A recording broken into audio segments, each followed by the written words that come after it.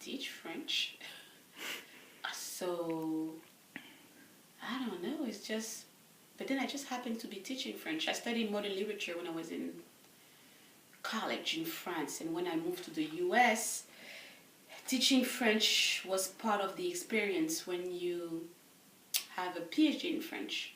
And also I like teaching French, particularly at the beginner's level, like French 101, 102. I just love it. It's a lot of fun. I'm really interested in questions. Mm-hmm. So whether I'm asking that question in French or English doesn't matter to me, because I'm more interested in the questions. And whatever language I need to use or whatever language I need to read, I would just use whatever language to help me expand and develop my thinking process. Well, as I stated earlier, French is my native language. I don't feel like I had to learn it like that. But then when you train in literature, there are ways in which, you learn how to write. You learn how to think critically. But when it comes down to English, it's because I moved to the US.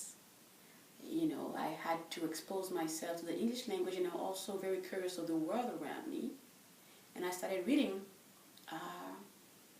literature written in English.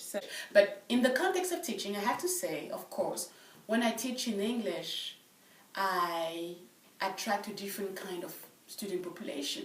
Mm-hmm.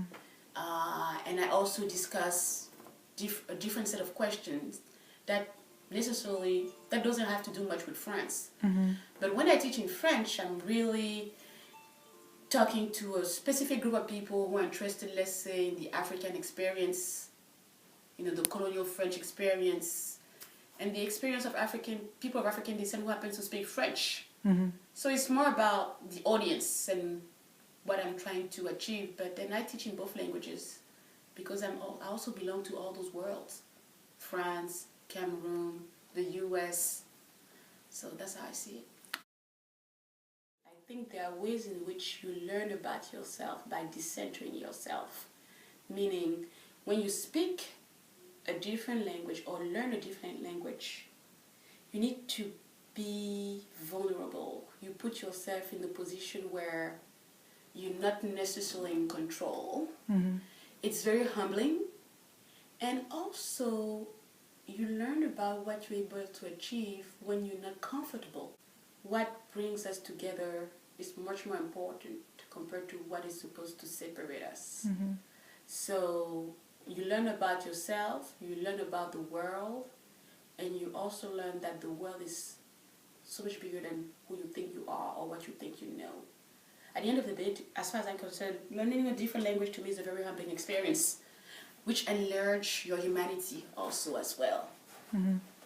And exposes you to parts of you that you didn't even know existed. To me, language is just something that is out there for you to grab, and you might be surprised in terms of where that could take you.